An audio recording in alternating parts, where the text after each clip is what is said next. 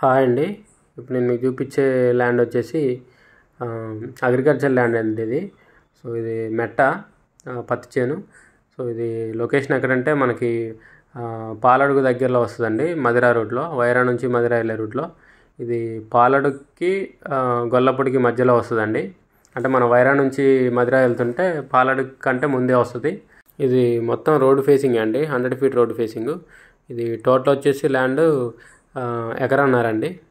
ఇది డిస్టెన్స్ వచ్చేసి మనకి ఇక్కడ నుంచి గ్రీన్ఫీల్డ్ హైవే ఉంది కదా, దేవరపల్లి వెళ్ళే గ్రీన్ఫీల్డ్ హైవే, ఆ హైవేకి 10 కిలోమీటర్స్ ఉంటుంది. వైరా బస్ స్టాండ్కి వచ్చేసి 13 కిలోమీటర్స్ ఉంటుంది.